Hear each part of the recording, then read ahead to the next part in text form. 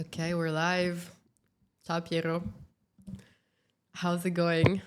Can you hear me? Bu- Buongiorno, buonasera, good morning, good evening, Kami. How are you? I'm good. I'm good. I'm starting the day in Bali, so can't complain. It's like I finally wouldn't sunny say today. so. So, how did you wake up from the other side of the world? Did you see what happened in America? Dude, like in the it's like, if you're not in the States, it's just hard to sleep and, go to bed and know that you're gonna have an 8 hour sleep. And it's going to be peaceful and you're not going to miss out on stuff. Whether it's like, I mean, for me, it's like coins pumping. Now you have like, yeah, Kirk getting, people getting shot at rallies. Like, you guys are, never a dull day in America.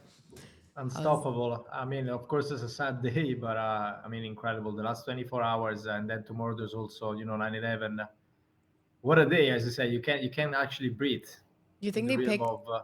I mean, I have like obviously my conspiracy hat or whatever. It's like obviously like coming up. It's like, imagine me wearing like a tinfoil here. But like, yeah, I need to like follow up on what's happening.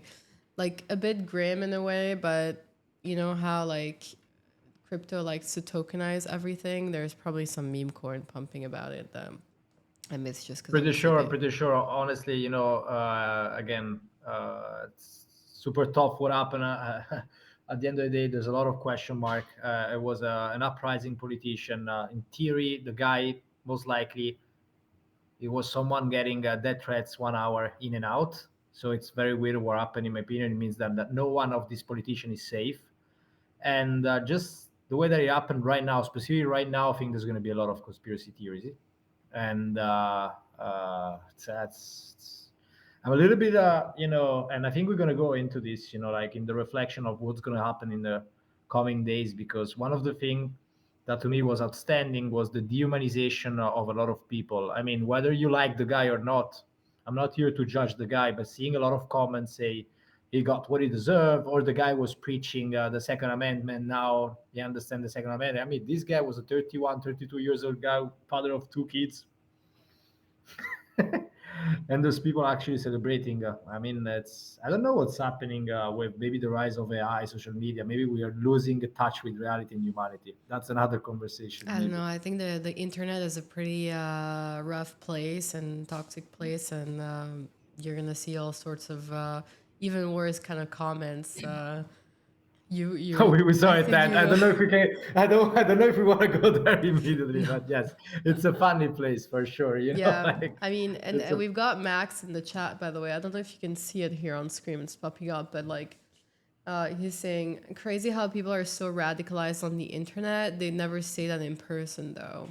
And yeah, that's so true. I mean, like, I hang out on Twitter a whole day. It's probably like the most toxic, like, right wing platform out there, like where people say like the most outrageous thing. But there's also something that has to be said is like when you're behind the screen, no one's gonna punch you through the screen. So you're gonna be able to like say whatever you want. And also, these platforms, they also push viral content. And a lot of the time, like if you play it safe, like it's hard to go viral. So, people are definitely pushed and incentivized in like really expressing like strong opinions, like clickbait opinions and comments.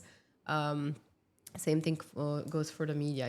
If it's not shocking, like nobody's gonna stop and watch. So there is Yeah, also but in that to fact, be that's said. why, But honestly, if we want to jump in the conversation, Kami, that's why, again, in respect of politics, I kind of appreciate what Kirk was pursuing, because he was one of the guys doing this conversation live with people, face to face.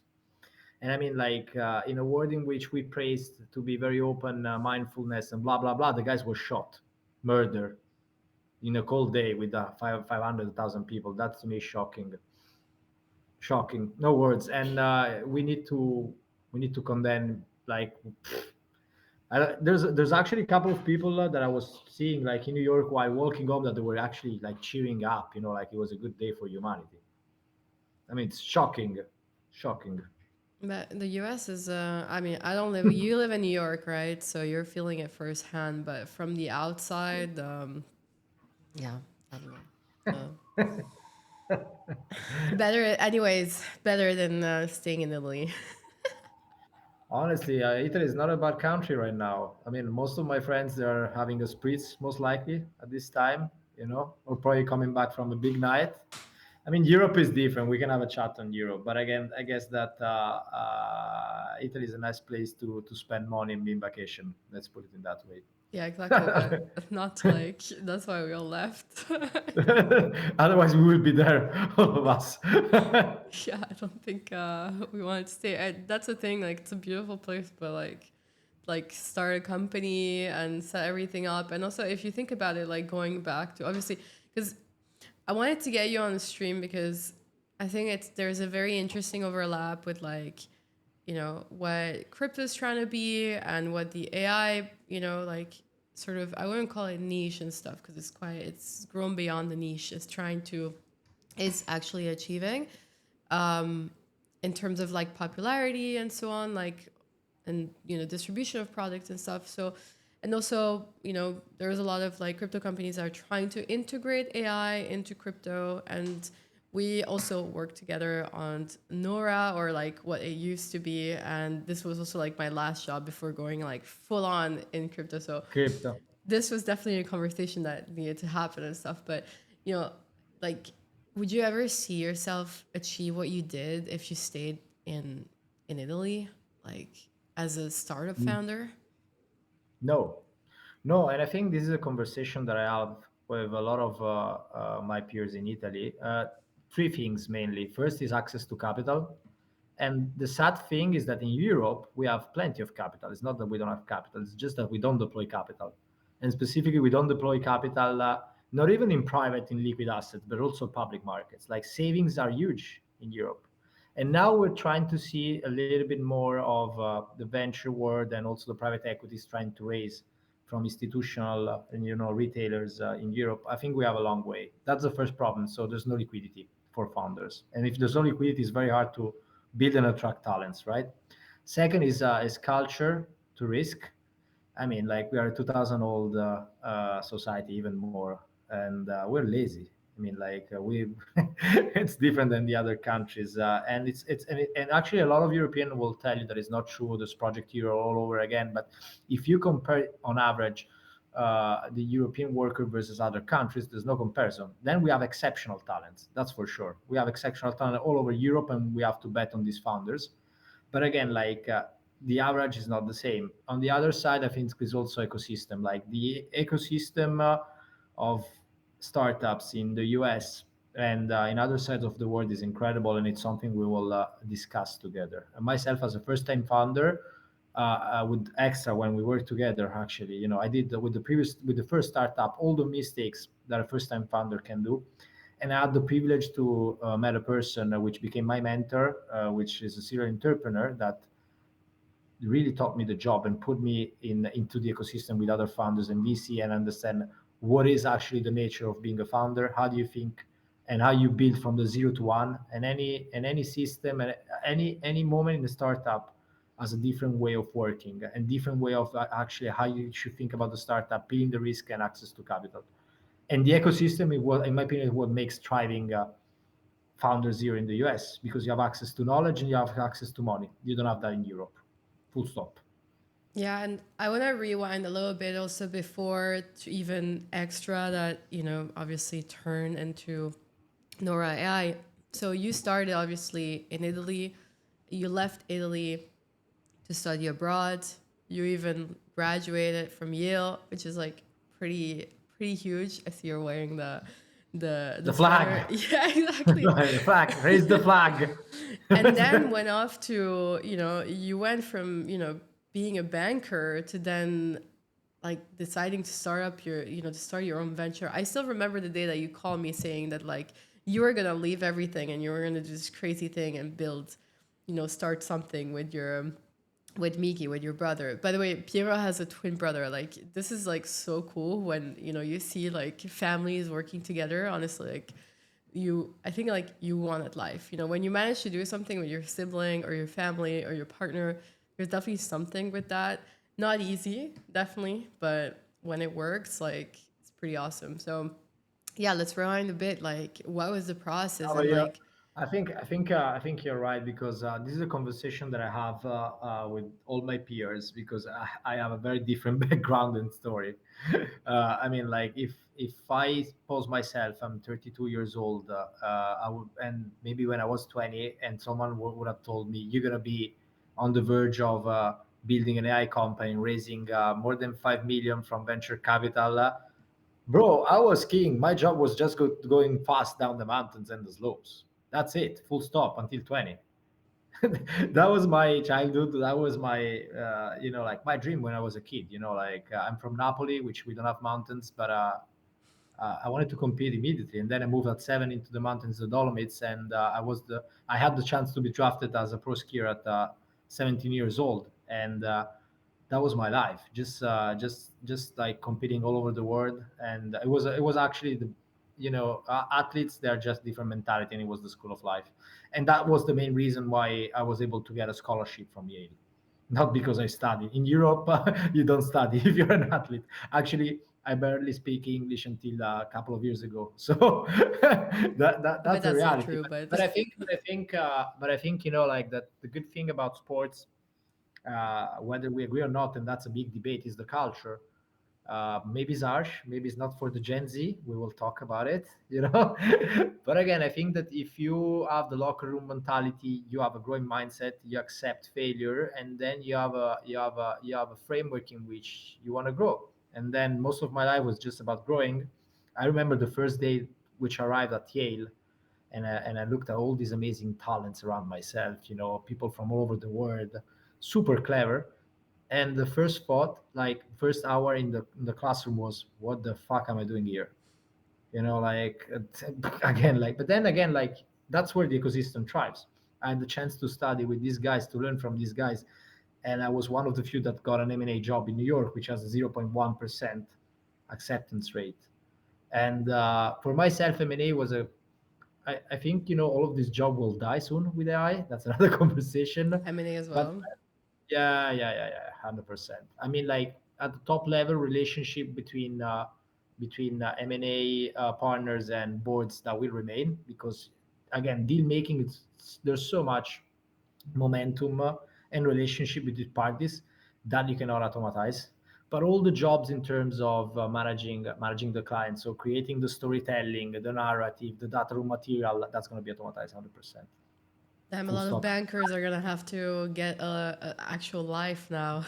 Like, go and live out in the world, be Yeah, with their banker, girlfriends consultant, they and cannot brag boyfriends. about Excel, no mouse, no PowerPoints. Actually, the things that they brag, they're all going to be automatized. What is matter, actually, the relationship with the clients is the only thing that is going to last. And honestly, Cami, that was the only effective skills that I learned, which was super helpful for fundraising. Because what M&A told me was really how you fundraise. Because at the end of the day, if you're an advisor, you know how to create a story for a company that most likely you need to sell. How do you create and shortlist potential buyer, the perfect one that they can actually buy? Because I see a lot of things. So I can tell you, then we will go down. Like I did a lot of mistakes on the operational side because I had zero experience in operation with Extra. But I knew how to fundraise, and that's how we survived because I was able to raise. I don't know on which economics or story, to be I mean, honest, because started like, off like one thing had to be said. Started off with some like pre badass investors when you went with Extra.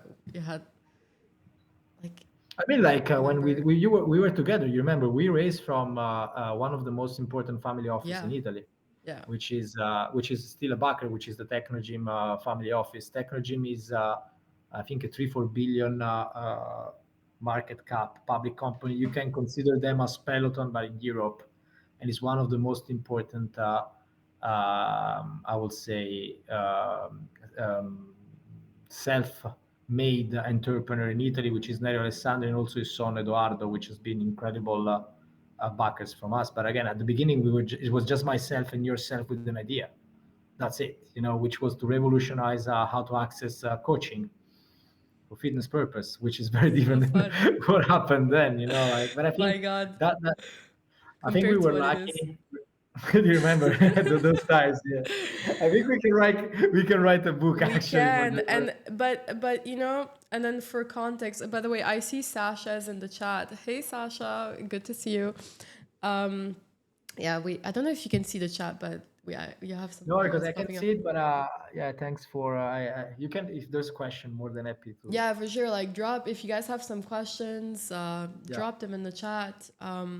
But yeah, like when we started, like it was also like my first startup and like experience. I came from Bloomberg, like a hyper corporate, super organized 9 to 5 job kind of type where like things were set, and then we found all ourselves. Like we were a small team.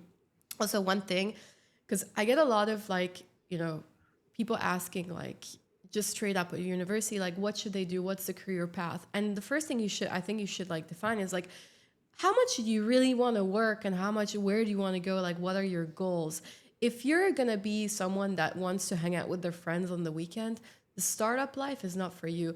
And like forget about this whole like work life balance talk, because yeah, of course, like on paper you have to say that there is some kind of work life balance and there's amazing benefits in working for a startup, but reality is that if you want to make anything work, there's sacrifices you have to make.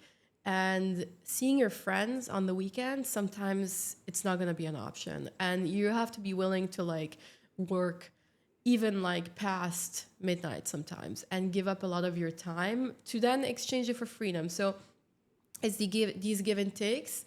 Like if you're not willing to sacrifice your time and free time, like maybe you should go work for a corporate and apply for a job that has an HR department that has like thousands of employees, that if you're not there, like things are not going to fall apart. But remember, like we were working 7 days a week, like all day Yeah. long. It was crazy. But But I honestly, learned so coming much from to there. can I tell you one thing? In retrospect, what we have achieved with the original first idea of Extra, which was a marketplace during COVID to connect people online with coaches for group class.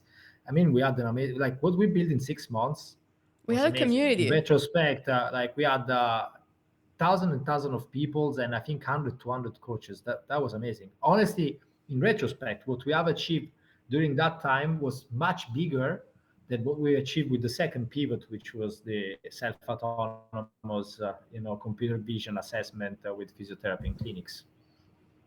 Uh, And you're here, you're bugging. oh, There you are. bugging. Damn, There New we are. York, There we are. third world country. New Yeah, York. They're switching off the 5G. Where is actually AI and technology, guys? Verizon, Verizon. yeah. It's No, like I'm joking. not working. No, but the work was amazing. And again, like imagine also there, like making decision in 5 6 months, like all wrong, all wrong. But again, like those are all the things that as first time founders you do it, and I think in retrospect the mistakes we did was that we didn't tap into a community of founders and people that actually tells you how to think about problems and how to think about where you are today and how to grow. And you're right, when you're talking about setting, you need to have a goal in life and really understand yourself. Look, I want to be there. When they ask you I want to be there in 5 years, I think it's a dumb question, but the question is what actually do you want to achieve in life and what makes you happy. If you want to travel, if you want to be a digital nomad, just find the perfect infrastructure for yourself. Myself, I come from an athlete mindset. Most of the time, I want to compete. So I think it was also very natural for myself to switch from M&A to startups. Why? With M&A was great in terms of career, great in terms of financial stability, but I didn't have competition, or it was very hard to demonstrate that I could excel. Okay, maybe become an associate, a vice president. The way that I think about myself is I wanted to be one of the top in the world in my craft. So, and I think that startup was the perfect path to demonstrate to myself that I could have been another performer. That was my reason to go to the startup life, Yeah, and I and was it's not for that's why. everybody. And it's not for everybody. I think you need to be built in a certain way and have a certain like threshold for, like pain tolerance as well. Cause the thing about like building a startup is also with everything, like there's some kind of like delayed gratification that you have to kind of make peace with. you're not necessarily going to see results the next day. So you need to be ready to work and put in the effort, not burn out, because that's like the thing, and be able to like work for months and plant all the seeds and then watch Years, them grow. And years yeah, in actually, years. years. This is something that I want to also stretch, like, because including myself, when you go on the internet and social media, you always hear, and we will talk about it, about the moonshot, right? Lovable cursor. There's plenty of amazing founders that they nail it down and they have outstanding growth in 1 2 years. But there's also most of the other founders which are extremely successful that it took them years and pains and resilience. And I can name, I had the chance to meet these people. One is the founder of Edway, which is, I think, the largest mental health startup now in the US. And I think they struggled for 5 years before having an institutional VC. 5 years. Now they're the biggest mental health startup here in the US. And the moment he introduced himself, it was himself doing a lecture with other five founders here in New York. He said, "I'm just a survivor, and I'm here because of resilience." That's it. I'm not smarter than you guys. I just persevere. And I think it was because of his story and his why, and why he was willing to sacrifice so much. Like, also the founder of Sword Health, Virgilio. I think is the largest digital physiotherapy here in the US with Inch Health. They're about to go public. They started in Portugal, in Porto, and for 5 years, 4 years, whatever it was, they were struggling. The same happened for Figma, which was, I think, one of the tremendous IPO that just happened. The founders from Brown. So there's so many stories in which we don't know because they're not markable, because no one wants to know. Okay, you need to wait 4 or 5 years before Yeah, making. but Like. Gen Zs don't want to hear that. Like, also we will talk about it. You want to say we have to be the biggest growing company, making 100 million in 2 years. Actually, no one gives a shit. Do it because you love it. Do it because whatever why is behind yourself, and then know that there's going to be a lot of pain. What A about lot of pain. VCs? What about VCs though? Don't like are they not expecting everybody to be a Cluely? I think like, it depends on the nature of the VC. The only thing that I can tell is that a VC, the moment that they invest in yourself, you gotta try to justify, first of all, institutional money from them, and then the possibility that you can achieve 100 million RR in less than 7 years, because that's the threshold on any VC funds. They need to deploy capital and they need to give back to their LPs in 7 years. So that's what VC are really looking for. It doesn't matter how much time you spent on your startup, but the moment they're going to come in, the moment you're raising, you got to have a solid story that you can demonstrate this high growth. That's it. So that's the important thing. And in fact, my advisor, and also, if there was someone advising me on the previous on Excel, like, go to the capital market when you have a story, and when you're ready to also play a VC story. Because this is another thing that, now that I'm in the game, I know it. One thing is to build a VC backed startup, tier one. One thing is to be just a company. Those are two very different things. Again, if you're going for VC, you better know that, again, it's a moonshot. You got to be in big market, and you got to justify big tickets and the possibility to achieve this 100 million revenue threshold in a very small amount of time. And that's the narrative that you got to build, whatever market you're going for. Okay, a company can be a lot of things, can be an SMB too. And also in that case, there will be other challenges. You can be quite successful. A very good example in our world, it's Kale AI. I don't know if you know Kale AI. I'm Kale not AI is familiar. built by a genius guy of 18 years old, and the experience is amazing. It's just a wrapper that can't calories. Okay, I think they're doing 20 million RAR and a 5 million EBITDA. That's not a VC bet, because it will be very hard for a company that just track calories to achieve 100 million, whatever feature they're planning. Guess what? They're banking 5 million net liquidity per year. These guys, 19 years old. Oh, That's making a company. So crazy. again, it depends really, like, what you want to do. Like, what motivates you. There's very different way of making companies and running enterprise. We have a question from Max. Do you lose a lot of control after VC funding? What? Sorry?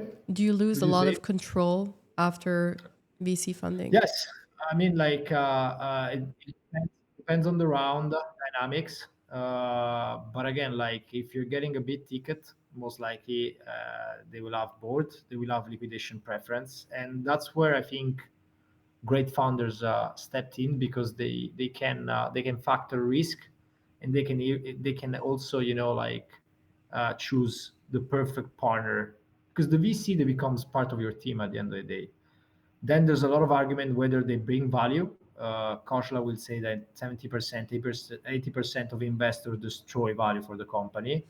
On my side, I had the chance to meet a lot of great investor, great people that, believe in founders. So I think it comes down again really to personality wise, and also knowledge and trust. Those are the three things. Then there's a lot of stories of founders being fired by boards, but I think it's also normal in retrospect, because as founders, again, one thing is to build a company from the zero to one thing is to run a big company where they need CEOs. A founder is not a CEO. So there's a lot of outstanding founders that transition to CEOs.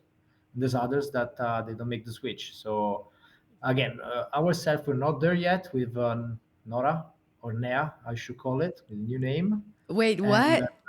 what? What? What? Am I getting the news? Oh my god. Nice. They are the first one, news, yes. Cool. Nea, which means new.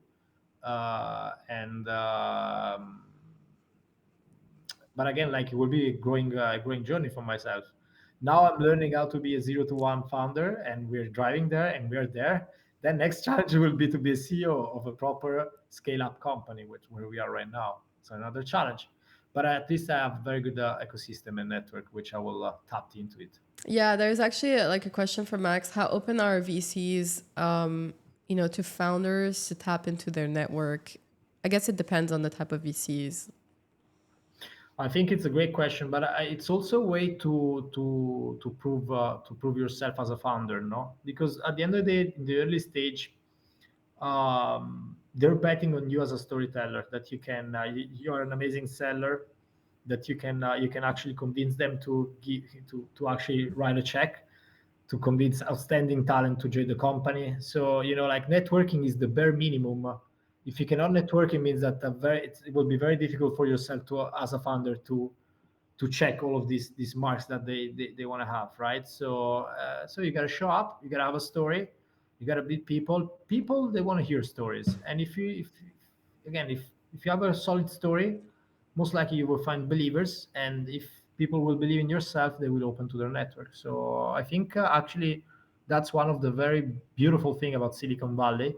It's a little bit different in New York, but in Silicon Valley, if you have a story and you're ready, people will hear it. Then it will be about yourself to dance if you want to dance. So what do you say? Because obviously, like, we work in tech, right? Myself on in crypto and blockchain space, and you're in the AI.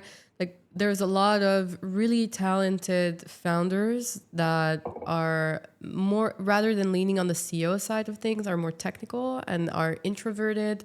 Sometimes, really struggle with these social interactions. Like, how can you, as a talented developer, actually make it as a founder, like, when you don't really have these social skills?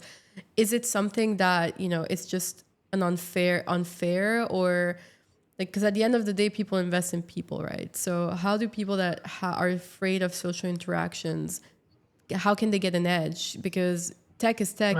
With AI, like, anyone can build anything. You don't necessarily, it's not really about the product anymore. It's really, it will come down most of the times, and maybe quote me if I'm wrong, to distribution, to execution, to the team, to the people. But it's not so much about the tech anymore in the age of AI, where anyone can vibe code anything. It's really about the people, and we see it over and over again. So how can people that are talented, have good ideas, get an edge, and raise and successfully do this? I think it's a great question, and the perfect example, in my opinion, will be, and again, I don't know him personally, but just like from social media and internet and press, the perfect reference will be the CEO of Perplexity, founder of Perplexity, Haravind, which it's super technical. The guy has been a PhD at Berkeley's, then he was at DeepMind, OpenAI, and then he created Perplexity in a Slack channel to begin with. And that's the story. Perplexity was basically just a chat in Slack. That's how they launch it. That's what I read. Hopefully, is true. You can fact check. But It's okay. the guy, We'll the check guy, it out. the guy, the guy. When you hear him, and also because we have friends in common, the social. Um, the social skill that he learned in the last 2 years is just like outstanding. So in my opinion, there's a playbook. Anyone can learn it. You got to go out of your comfort zone if you want to be a founder. So you were discussing, you want to be a founder. There's a couple of mandatory checkbooks that you have to do. You got to run a company. A company is not just building a product, otherwise you're just a manager. You got to sell to yourself, you got to sell to investors, you got to sell to employees and stakeholders. So selling is mandatory if you're the CEO. Otherwise you're a CTO, and the CEO is the one doing fundraising at the end of the day. So good news is that there's plenty of resource available. There's plenty of people that have knowledge, and you got to be the one proactive. But again, like if you're an introvert, you can stay an introvert. Just be yourself. But again, knock down the door and try to connect with people that can help you grow. That's it. I think it's And also it comes to your things now. Distribution is more important than product. I mean, maybe if you are at SpaceX or Anduril or deep tech companies, no. But for all the others, I would say at 99% of least startups. consumer tech. Yeah, but also enterprise. I mean, like, I think the perfect example will be the difference between Cursor or Lovable, right? I mean, Cursor is more enterprise. It started consumer, but they're going enterprise, and Lovable is purely consumer, right? Those are wrappers at the end of the day. And I love how it's all marketing because I mean, a guy built Lovable in 70 minutes the other days. And again, I'm not saying they're not technical. They can build pretty good work with workflows. Um, they can embed into workflows. There will be for sure some things that they can build with defensibility. But again, with AI that is going to be commoditized, it's hard to see a technical moat, a durable technical moat. You know what I mean? Like, but again, will these guys be winner? Probably. They have distribution, they have network effects, they created culture. I mean, Lovable is a culture. They created Yeah. culture. Like anyone can code, even myself. And again, didn't know how to do mathematics 10 years ago. I can code and run demos thanks to Lovable. I'm a big supporter. Will they beat OpenAI, Anthropic, and the others? That I don't know. But I think they will be big businesses. And again, they killed on distribution. The same will apply to Cursor, which again, if you think about debugging, I mean, I think 20-30% of our code there's Cursor inside of it for all the demos, 30-40% on thanks to Lovable. And these guys, they're amazing. Why? They're solving problem for us as consumer. I mean, we can increase speed to market. We can decrease our workflow. So I think what they really did was coming to us through virality, Discord, X. So again, in the age of AI and even like crypto, we can argue because we have a lot of outstanding startups in crypto. Distribution is more important than product. Please say it louder for the people in the back. Then again, if you're building deep tech, no. Yeah, But again, it obviously depends. things need to work. Yeah, obviously, like it depends what you're building. But again, like if you are a rapper, or again, if you're not building a protocol, but you're building on top of a protocol, distribution is more important than product. I I can make a strong analogy, which they don't teach you to Harvard, but I remember one of the founder in Silicon Valley giving this lesson, and it's funny. They said like, Piero, you got to think about this, like think about one of the biggest industry, which is cocaine. The Mexican, which were distribution, they killed the Colombian, which were production. That's how you should think about your product and your startups. Distribution is more important than product. Say thank you very much for the lesson. That was enlightful. no, for sure. But like, what do you think of these? There's all these like AI vibe coded companies that are popping up that are raising millions. What do you think about that?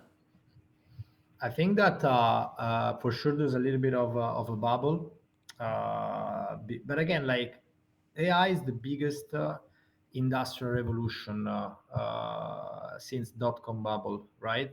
I think there's a bubble dynamic that exists. I think there's also a key difference with tech bubble burst of 2000. Two things mainly. With .com, most of the companies they were going public early, and therefore sometimes even pre-revenue. And now it's And the taking Nasdaq, years. yeah, Nasdaq Mm. crashed 80%, 90%. It was a shit show if you remember. With AI, it's mostly private. It's concentrated mega rounds, institutional capital. There's no retail. So if there will be a correction, it will be mostly by venture re-rating, not a real bloodbath. At the same time, I will say that revenue traction is real. I mean, like revenue traction is real. Lovable is making 100 million in less than 8 months. Oh wow. Cursor 200. I mean, those are numbers that you cannot ignore. Of course, we can argue that they're burning, and there will be a lot of problem because infra costs will get higher. But the way that I'm thinking is that people use their product and they're solving problem for consumer. So of course there will be correction, but I think it will be most likely just an adjustment. A couple of them will win, most of them will win, and a couple of them will die. And people that won't have distribution, they will die for sure. I think there's an outstanding startup that you and I always talk, which is Cluely, which most of the people they don't even know what they do, and still myself I don't know what they do, to be honest. But But but again, everybody wants to be the next Cluely, right? Like I, I don't think. First of all, you gotta appreciate the founders. they're They geniuses. they they're They're geniuses. They're geniuses. geniuses. And again, like these guys, they're smart. These guys, they know how to get to people, and they're smart enough that with the right audience, they will find the right problem to solve. I bet whatever you want, that they will find the right problem to solve. Then it doesn't really matter what's the product today. I think they really nailed down how to get to the new audiences, specifically Gen Z. And I'm pretty sure, like in 2-3 years, they will be very different from a product perspective of what they are right now. But I Guess think what? they're They will have getting the to, people. I think they're actually, yeah, they're speaking to Gen Zs. They speak the same language, but they're actually grabbing attention from millennials and Gen X's and boomers in a way that's like it's confusing them. Like you look at their videos and they make you look, but you don't know what you're looking at. You don't know if it's like if it's a joke, if it's serious, but it made you look. And they're, I feel like, I don't know, they really made it their mission to like confuse and troll. We're in this era of like, you know, post professionalism, like everything's a joke.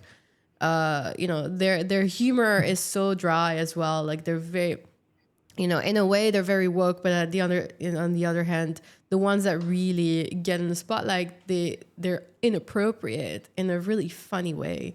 We're tilting it.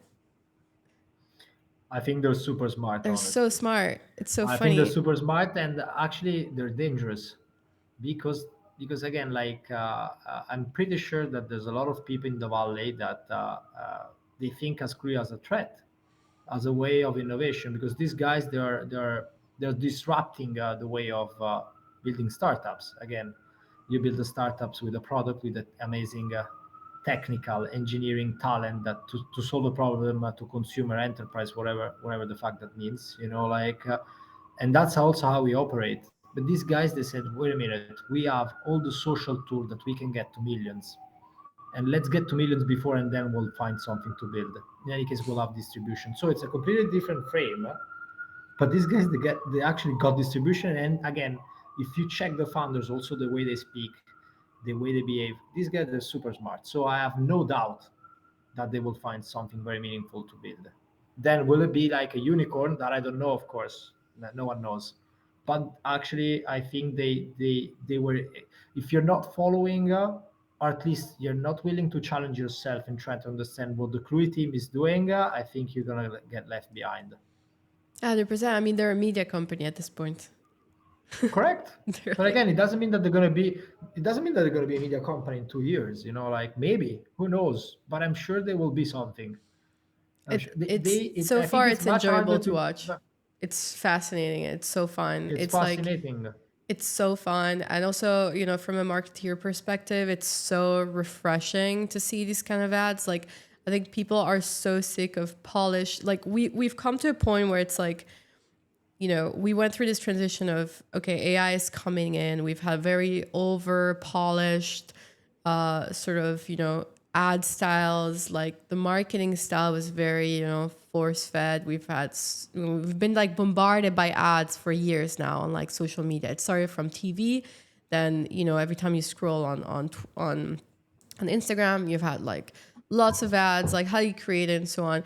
And now also in terms of like the way people digest and want to view content, we're moving from the recorded polish to live streaming. Like one of the most famous persons is Speed. Like this guy moves crowds like Michael Jackson used to. Like you don't see Hollywood people like do this. Like Hollywood's done. Like Hollywood's for Gen X and boomers, and nobody cares anymore. They have zero emotion.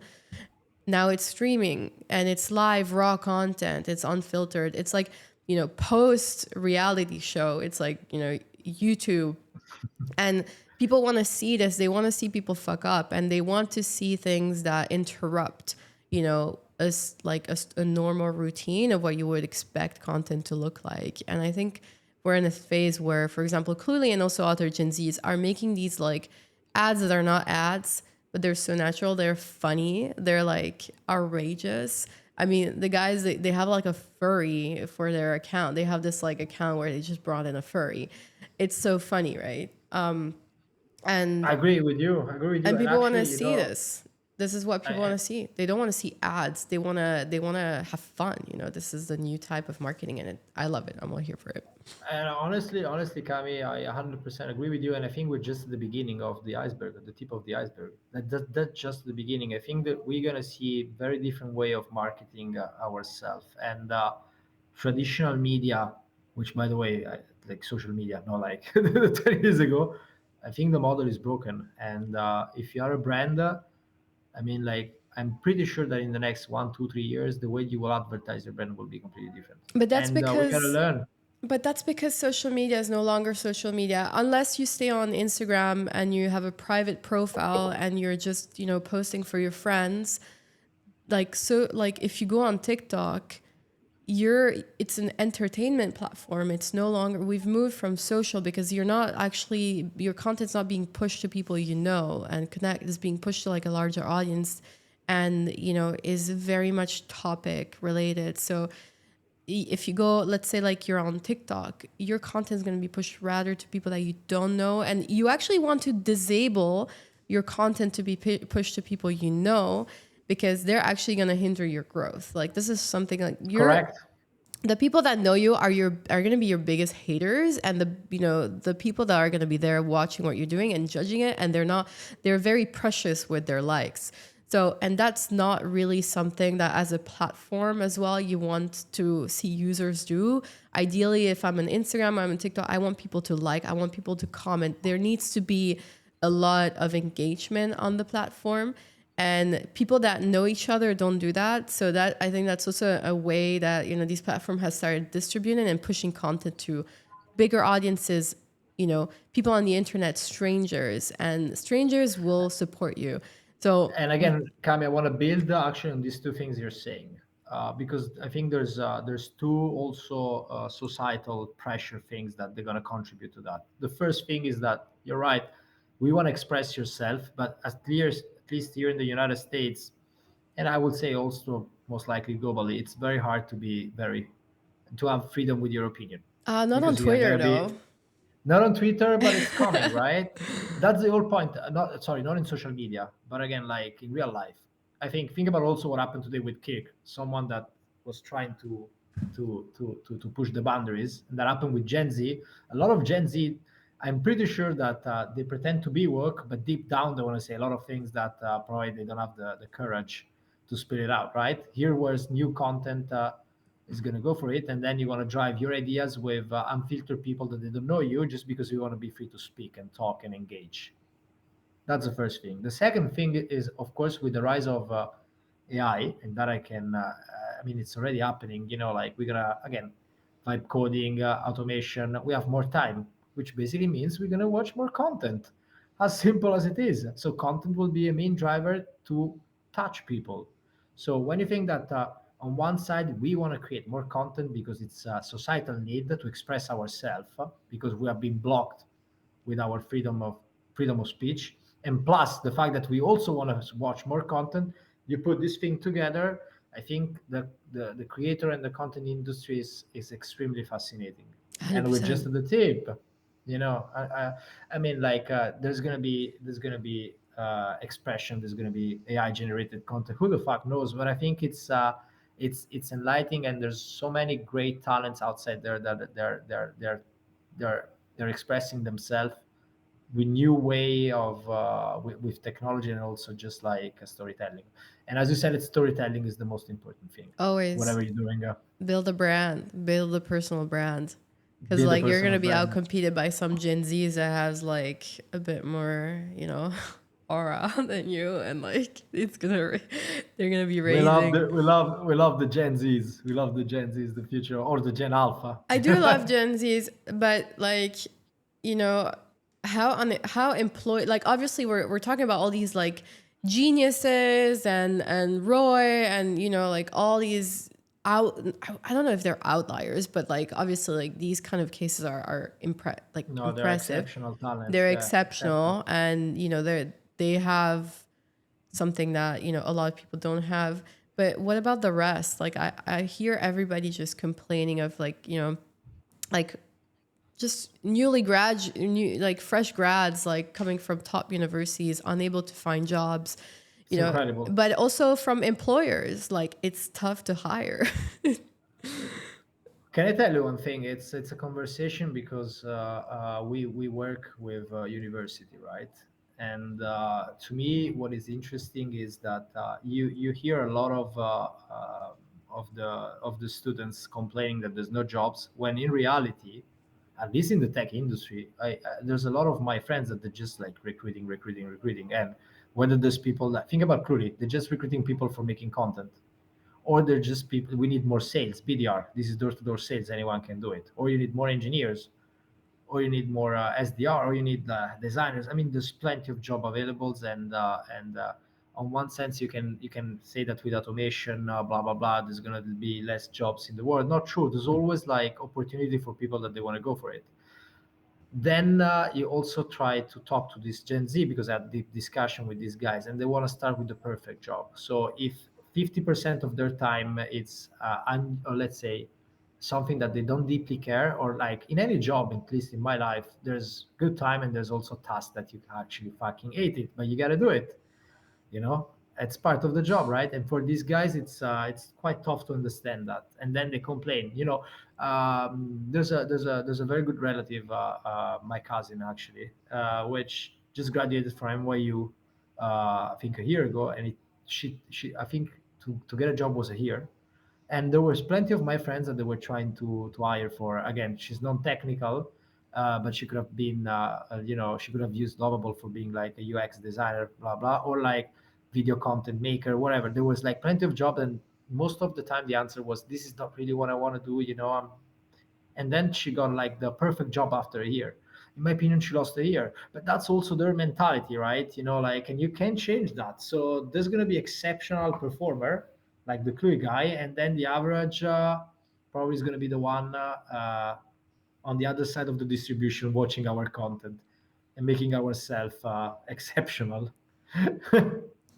I mean, I don't know, like also the way that we're communicating. And I mean, honestly, like if you want to make a startup grow and actually bring it from 0 to 1, like execution is everything. Like you need to make sure shit gets done. But the way that people talk to each other, sometimes it's like you can't, it's like you cannot put pressure anymore. You know what I mean? And I'm like if something isn't done, I mean, remember when we were working together? Like, imagine like We're probably Italians gonna get look, Cami. If we screaming. will, yeah, yeah. If we would We have, were like, we would have maintained the same attitude, we already got sued. To be very honest, but again, I think honestly, but she got honestly, done. She got done. we yeah, we learned so much, like, and just also to give a little bit of background, we have a lot of the exceptional Gen Z, Nea, Nora. Yeah, I need And to. Now we're gonna close this like little segment on Gen Zs and hiring. I want to hear about Nora and this yeah, whole like we're gonna speak quickly yeah, yeah. about Nora, but again, like I see also these exceptional talents how they interact with each other, and it's so funny. Like if you remember ourselves, there's a task. We were pretty blunt. I think you did an amazing job. I think this is shit.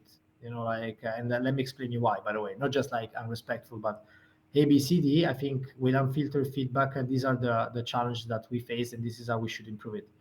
When you see Gen Z talking to each other, by the way, I don't want to say that it's your fault, maybe it's mine, but as a team, probably, we should have stepped in to help you. But let me tell you, probably this is the way, bro. That's a fucking feedback. Just give it. Like it's probably because again, I again myself, I know that this is a very important growing journey for myself. I come probably from the worst industry possible, which is again in the sporting industry as athlete in the locker room. Probably is the only industry that a lot of things are still allowed, like screaming at each other, telling telling directly that you're shit. Like this is probably the only The industry which is Italian, accepted. the Yeah, like Napoletano Italian. yeah, yeah. But in any sport, even if I guess that if you go in any locker room on any professional sports, like during halftime, what happened? Like it's not what you will see in a proper office, right? And in M&A the same. So for myself, it was very important to adapt. But some point, I also see these amazing young talents say, guys, just that's the feedback, and also the way they get feedback. It's super interesting for myself because we get used to get feedback and to fail. Sometimes like it seems that if you're giving a feedback, you can break that person, whereas it's normal. Like that's what I always tell you, made a mistake. I mean, you're 21 years old, it's normal. Just learn, try to improve, and next time we'll see. Like because they live in a perfect world with social media, they think that they have to be perfect, which actually perfection is if you try, you iterate, you fail, and then you retry again. That's a long conversation. In any case, I can come back for another Yeah, for we'll another have another episode.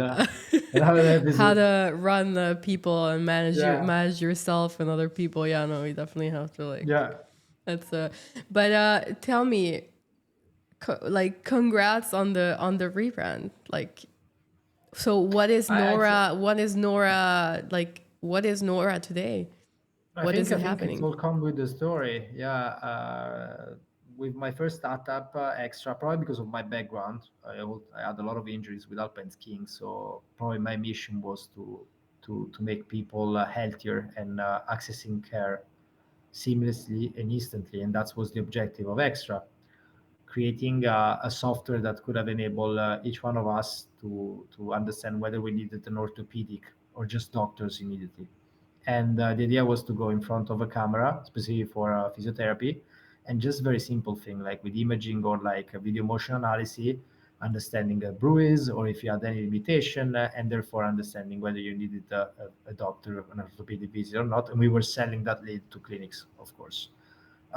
We did a lot of mistakes as a first-time founder. We grew quite a lot, actually. We had 700 clinics, more than 500,000 users on our platform, but it was all fake. It was a bubble, actually. Why? We were building a marketplace, and most of our users, which were super young, very few of them, they were going for a visit, so we were not monetizing.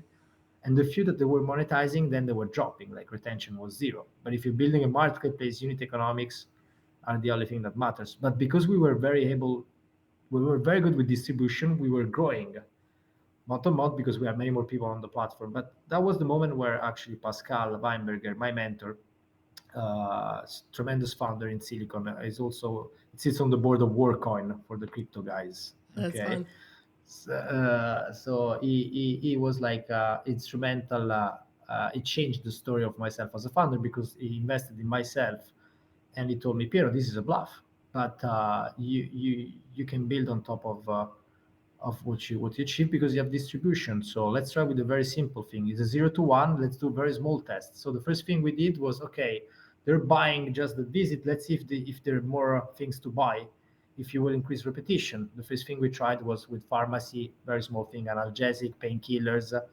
Again, zero results. Either you were buying a doctor visit or you were buying the pharmacy. The second thing, okay, let's try to see if we put nutrition, which is super close to physiotherapy, maybe they can buy multiple stuff. We tried with the Ozempic. That's why the Ozempic AI, because the Ozempic was a big thing last year. And the same thing, very few people were buying Ozempic, very few people were cross buying other stuff. The good news was that because we had so many people with distribution and all people were actually using our chatbot because the first iteration was a chatbot, there were plenty of the same people asking the same question. I don't give a rat's ass about your products. I'm just busy. I know what are my goals. Find me a dish that fit my health preference nearby myself. When you have 80% of the query telling you the same stuff, probably that's a problem. So what we did was basically doing a very small test in January with 50 students of NYU and 5 restaurants to see whether we were able to build something that could have recommend a dish based on preference. And among the 50 students, 48 of them they made more than 5 purchases in a month. Wow. That was a big go. Then we went to the restaurants because we wanted to peel the other thing. We wanted to understand whether there was also, like an enterprise fit, given there is a marketplace. And for restaurant owner, the major problem is to acquire and retain user. Why? Very simple. Social media for them it's broken. And I give a perfect example. Those businesses they rely on yourself buying in store, because when you go to a restaurant, you never buy online. That's delivery, so that's why delivery exploded, right? But if you think about yourself that you're just out of university or your office, so you go to Sweet Green, you go to this place, you buy with your card in place. So what's happening for the brands is they invest a lot on ads. You see this advertising on social media, but then you buy in store. When you buy in store, they don't know who you are. They just see your credit card data, but there's no name and surname. So there's a void. What we said to the restaurants was stop wasting money on traditional ads, just pay back directly your consumer with cashback. And so today we are an LT rewards marketplace where basically the restaurants funds rewards to get loyal user. Now in less than 6 months, I think we are at 150 location. Oh, wow. That's 150 pretty location. cool. Yeah, we're in hyper growth. Yes, we In New just York, raised. right? All in New Yes, York. it's super local actually. It's super local. So you want to make sure that you go district by district. So you do NYU, so Washington Square, then you do Wall Street, then you go Midtown. Now we're hoping Williamsburg. Um, we're gonna go to Austin and Boston in 1 month. And then again, I think in this case the unit economics are incredible because we have retention over the roof and frequency of order which is amazing per user, and at the same pace like we have clear market fit with the restaurants, so we're multipliers. Now it's a function of budget, is how much we want to grow month on month, so we're quite ecstatic. The underlying thing was to get people like Pascal and plenty of others, Zachary, like Sachs Capital, main investor, which really had marketplace experience, and they enable us to think about any challenge at any given stage of the company, pre-product market fit, initial product market fit. So, and running the company on sprints of 7, 10 days, validating one crucial item, one crucial KPI per sprint until you don't find the solution. And until you don't resolve that specific problem with a clear numerical KPI, you don't move on. And so you need to have this hyper focus on any side of the business where you create positive spillovers between tech, product, and distribution.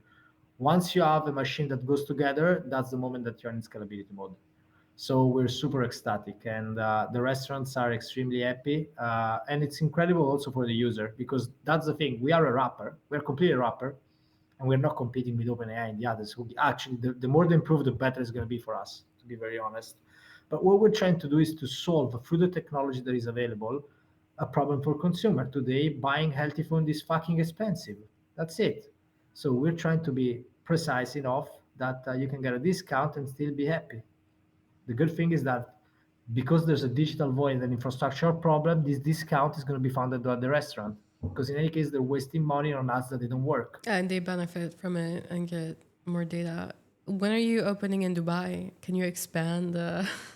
Because, Honestly, because that's like that's something that they always ask. Like when are you? But again, with our market, I'll give an example. With 2,000 daily transaction, 2,000 daily transaction, which in the scheme of things, what is 2,000 daily transaction? Just think about New York, Kami. Nothing. We are at 20 million gross merchandise value. Today we are at 700 daily transaction. We were at 400 last month, and again we started February because January was the MVP. So this 2,000 daily transaction is our Series A milestone, which we're gonna get there probably by the end of the year, even faster. Nice. Okay. So, and again, to be, and that's where the also the story come from. Why venture capital right now they're extremely ecstatic with us. It's about, first of all, the growth, the unit economics, and the market. Again, how many people eat transact food in United States daily? You can make the argument of 100 million transaction. To become a unicorn, we need 50,000 daily transaction. That's 100 pretty million. on the That way. is nothing. That's But yeah, nothing. like I'm a healthy food. I mean, I'll have my cheat meals, but like I generally look for healthy food. Like if I was in New York, I'd be like non-biased opinion, but like I would be using Nora every day. Like there's, But look, this is beautiful because every day, like we're getting reviews for the app stores, and I can read you one, because those are the one that, again, they make my day as a founder. Because again, we're driven by my mission as an athlete is that I wanna live a world where people are healthier, yeah, and and also I know you that also want to here, help people that don't want to take Ozempic, and this is why I chose this title, right? Because if you want to lose weight, a lot of it is nutrition. Ozempic helps you obviously cut your hunger, but you're gonna have to deal with injecting yourself, all this stuff. Like once you stop, there's all sorts of different things happening. It's a cost. You can go the other way and just start eating healthy and get cash back and get paid for it. that's honestly, let's be honest. Like being healthy sucks. Hmm. Like being and who's telling you the opposite? Like I think they're lying because no one wants to eat rice and chicken and actually doing 7 days a week at gym, or to better say, that's very few people in the world. But what about the other 80-90%? So I think that if we can put a financial incentive of being healthier, because the economy between the restaurants and user is broken now, that's something that I want to do it for it. Ozempic, I agree with you. Ozempic is not the way of going forward. Maybe for certain medical case, yes, but we need to shift the narrative where with very small choices, and that's how I'm thinking about the brand. Power of choices. Power of very small choices, we can revert the narrative. Start eating healthy. If you're having five fast food per week, which is the average of people in the United States, and we decrease that at least two times. That's a massive results. Cumulative, like think Oh about my in 20 god. years. What is it? What's the stat? Like 60% of the US has diabetes or something, or is I think overweight? I know like 70% Overweight? are obese. Yeah. Obese. My god. Oh, and also, like specifically the new generation, no? Like they're even more. Again, this is all related to the fact we were speaking before. There's we first of all we move less. We don't need to move. Second of all, we work less, so we're lazy by definition. So and we watch content, so we need to find we need to find a lot of things to improve our health. And Hmm. I think starting with food, which is a choice that we make every day. If we can pay people to stay better and be better, I mean, why not? Yeah, for sure. And we have a question in the chat. What do you think of Klarna and people who buy food on loans?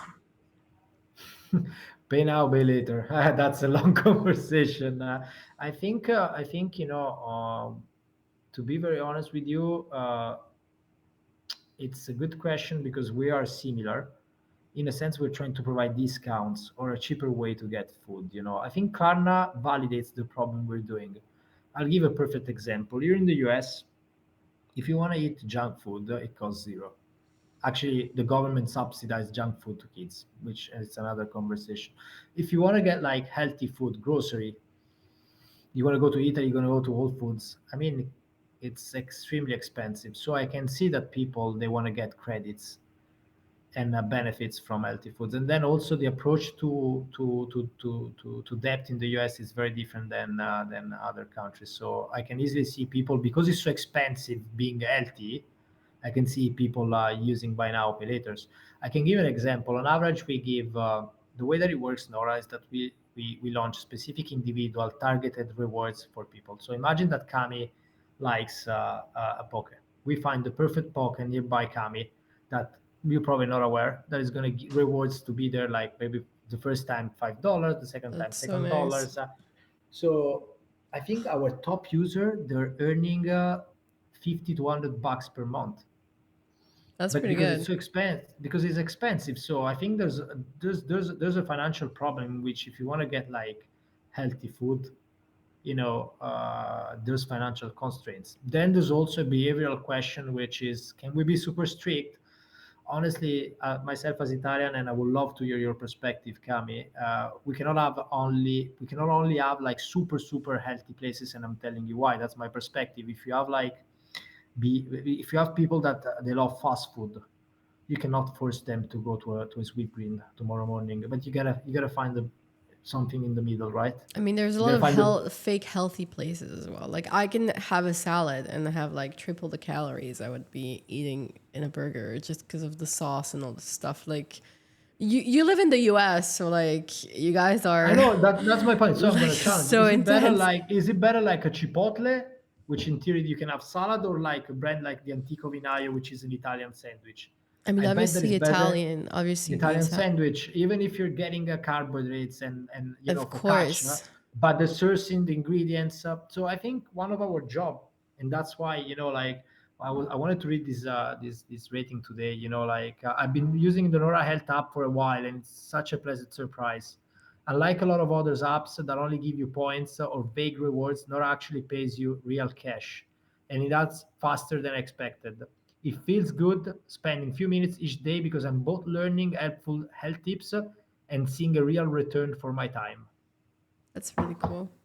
For me, the return is also health tips. As you said it, there's a lot of vague information from the brands. The restaurants, they don't disclose anything. Like one of the things that we spend quite a lot of time is, where are the ingredients? Where do you get this from? So that people at least can have a space also to learn what they're eating. And Yeah. again, the financial incentive is too important. I mean, for Again, sure. If you you're, know, like it definitely makes such a big difference. If you're a student, imagine like it's so nice, and also the fact that just you're getting paid. It's nice. We have Sarah in the chat. Hey Sarah, how's it going? And yeah, Max was saying right, you're not directly competing with Klarna, but solving the same issue differently, and so it's pretty I cool. think I think we are in the same problem for consumer. Like eating. I mean, kindness for everything, right? I think it's more on the retail They experience, and start it's the on the way. retail and then like sorry, Yeah, but yeah. there was I think some report that like most people defaulted on these loans for food, like Look, like the, I don't I don't like know the if they're I don't gonna like this. continue. I don't know if I they're don't gonna like these continue. companies. I don't like these companies because they're predatory with I rate. I mean, they mean, make money. They make money on rates. So I think the idea is nice that they can try to democratize access to many more purchasing goods for people, but at the same time, again, people should know what it means to get debt, right? yeah, I think actually the way we're solving the problem, it's better because it's actually, like no one is getting debt. The restaurant are actually paying for real customer. That's how they should thinking. right, Like yeah. rather than views on TikTok and Instagram. Are you guys gonna start a TikTok? I know you. So by the way, for the ones that are joining in, so we're here chatting to Piero. He's the founder of Nora AI, which is basically the AI Ozempic. So they have an app that, I mean, that's how it is. I don't know. I just had to find a catchy like hook for I think my. we are the AI Ozempic. You are. We Basically, like if people there, if you really want to lose weight, no, this is not a crypto this has nothing to do with crypto. Um, you know, actually Nora, or it used to be called Extra, is the last non-crypto startup I work with. So but we wanted to like bring it on and just talk about growing a startup, bringing a company from 0 to 1, and new ways of just distributing content and growing. And we touch upon also like other topics, for example, like fundraising, what it's like to be a first time founder. We're gonna make some clips and you can look at the recording, which we're gonna be closing the stream soon. But basically, Nora, if you live in New York and soon in Austin and Boston, Boston, everywhere you actually. you're gonna be able to not only like get tips on where to eat and how to eat healthy, which if you want to lose weight, nutrition is 99% of the game, but you're also going to get cash back for buying healthy food. So they're building partnerships with restaurants, and you can basically just get money back just by eating healthy and connecting also to a community. You guys are organizing events, you're building a community and so on. Yeah, Yeah, so more if than you're in 10,000 New New York, Yorker. check it out. Yeah, I think all the big brands, all the brands that you're thinking, I think the restaurants community, honestly, the response was amazing. Like, if I think about One Brains, Locanut, Le Botanista, This Bowl, Pura Vida, They look Springbon. so good. Yeah, I'm like, these guys are oh. amazing.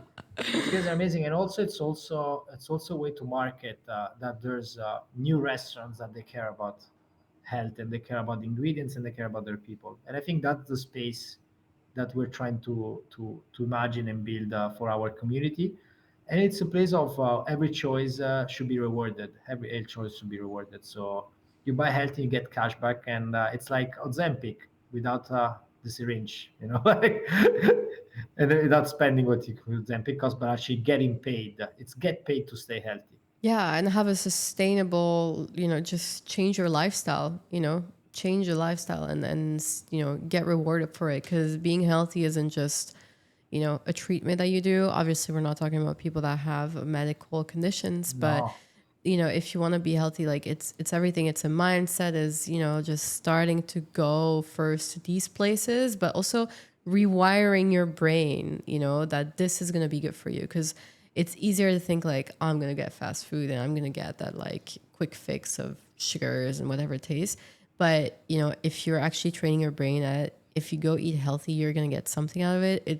You're also going to put yourself in that, just change your lifestyle pretty much, and then create a habit, and then also connect to a community of people that are on the same path and want to be healthy and eat good food and get rewarded back. Because the guys are organizing, you guys have a run club now, you're doing some like like events in New York, super fun. So well, this coming back to this Gen Z, they're amazing, honestly, because most of them they're Gen Z. We did a